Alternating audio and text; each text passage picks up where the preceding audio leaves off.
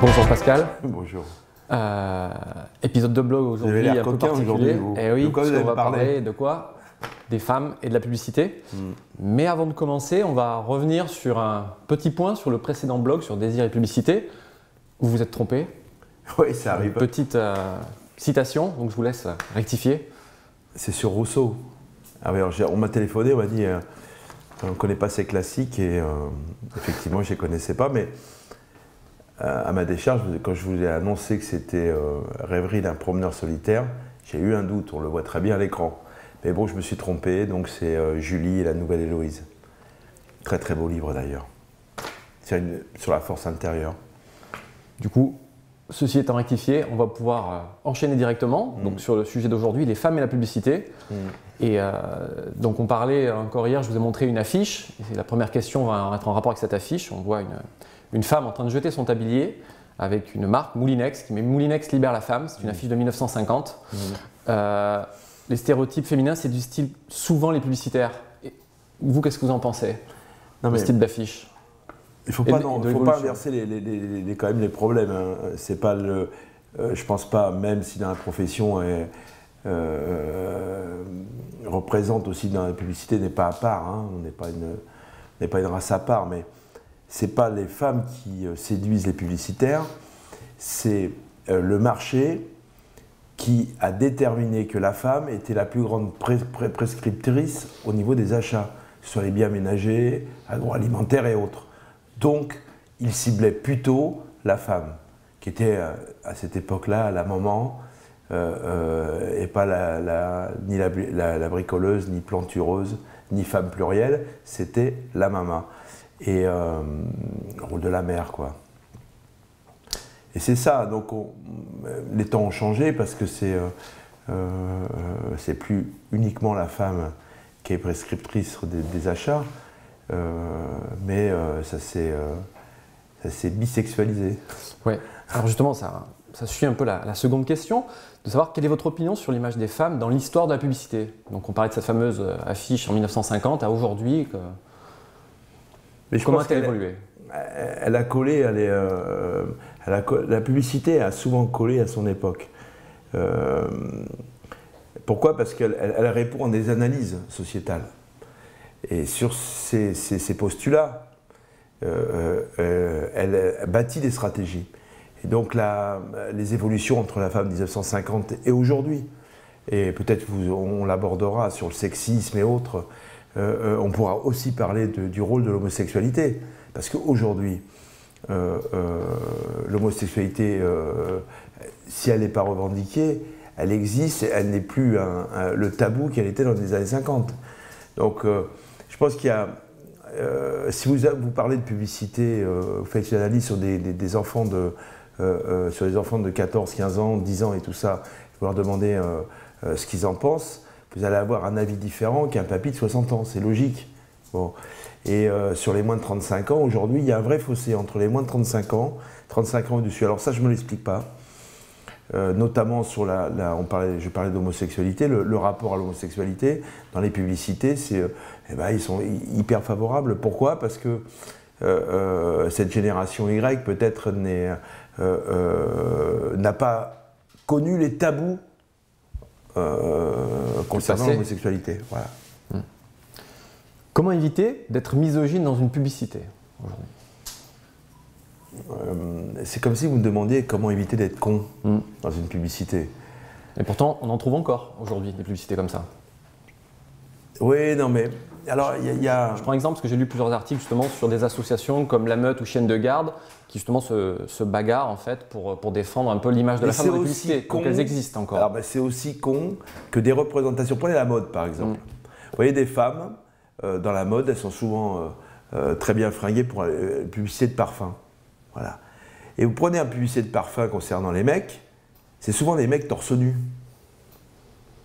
Et plus déshabillés. Alors, dès que c'est un parfum, on déshabille le mec et on habille la femme. Vous voyez, c'est... alors, ça répond à quoi? Je ne sais pas. Peut-être parce qu'on se dit que c'est les femmes qui achètent le parfum pour les mecs.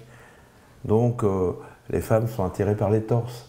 Enfin, je pense qu'il y a là-dessus, ce qui est pertinent, c'est la qualité de la publicité. Mais la qualité dans le sens où elle va toucher le public et elle va favoriser un protocole d'achat. C'est ça qui est très intéressant. Alors c'est vrai qu'il y a des publicités sexistes, il y a aussi des publicités qui ne le sont pas, il faut aussi le rappeler. Pourtant, on s'adresse plus aux femmes, puisque selon une étude parue en fait en 2012, les femmes sont plus friandes que les hommes de publicité vidéo. C'est elles qui sont le plus nombreuses. Alors ça s'explique. Alors ça, par contre, ça s'explique. Justement, ma question. Pourquoi ça s'explique? Parce que la vidéo, c'est le premier rapport et le lien émotionnel. Photo ou autre, c'est beaucoup plus compliqué. Il faut des photos d'art pour créer un lien émotionnel. Avec la vidéo, le lien émotionnel passe beaucoup plus facilement. Et j'ai la faiblesse de penser que les femmes sont plus réceptives que les mecs. Une question un petit peu plus personnelle. Quelle place prennent les femmes dans votre agence? Ah, je vais vous répondre à quelle époque. Au tout début, je pense qu'il y avait 100% de femmes. Je vais peut-être dire une bêtise, mais ou 95%. Aujourd'hui, ça s'est beaucoup équilibré. Alors c'est équilibré, pourquoi? Parce que même si derrière la caméra, il y a une femme, par exemple dans la vidéo, c'est à 80% de mecs.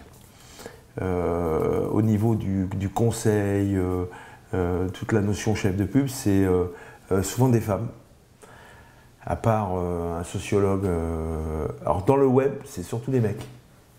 Plus que les femmes. Et je me retourne parce qu'il y en a un qui est consultant chez moi, qui est Anthony Gonzalez. Et voilà. Donc ça dépend de l'école de métier. Ça m'étonnera toujours ça. Il y a quand même.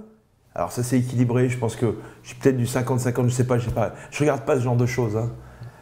La première chose que je regarde chez quelqu'un, c'est pas. Alors par contre, vous voyez, chez nous, il n'y a pas de différence de salaire si on est une femme ou un mec. On a vu des différences de salaire parce qu'ils existent.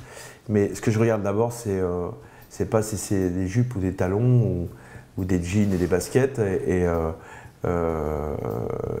si c'est un mec ou une femme, ce que je regarde, c'est la compétence supposée. Parce que quand tu recrutes quelqu'un, tu ne peux pas deviner que même si tu subodores quelques talents. Ouais. On va retourner un petit peu sur la question du sexisme dans la pub. Est-ce que vous pensez qu'on va avoir moins de sexisme dans la pub? Parce qu'il y a de plus en plus de plaintes, d'associations, de choses comme ça qui font pression. Est-ce que vous pensez que ça doit changer justement et que la publicité va évoluer? Et va aller vers moins de misogynie, moins de sexisme sur certains produits. Hein, ouais. C'est vraiment, moi, parce que beaucoup me méfie toujours. Alors, et puis évidemment, moi, j'ai du mal à comprendre le sexisme, la misogynie et tout ça, parce que je trouve ça c'est une affaire de blaireau. Donc j'ai du mal à m'y mettre. Mais je me méfie aussi des gens qui épient tout, quoi. Parce que la perception que je vais avoir d'un message, d'une image et tout ça, je suis certain que vous montrez une photo, quelle qu'elle soit, la perception des gens va être différente. Donc, autant il y a des choses qu'on ne peut pas accepter, il y a quand même des flagrances qu'il faut éviter et censurer, mais autant il faut se méfier aussi des gens qui pillent tout, quoi. Parce qu'on peut faire dire tout et n'importe quoi. Et selon vous, la femme est-elle l'avenir de la publicité? Ou autre chose peut-être? Ça n'a pas marché. Sur Internet, le buzz aujourd'hui, c'est les chatons et c'est pas les femmes. Au revoir. Au revoir. Merci.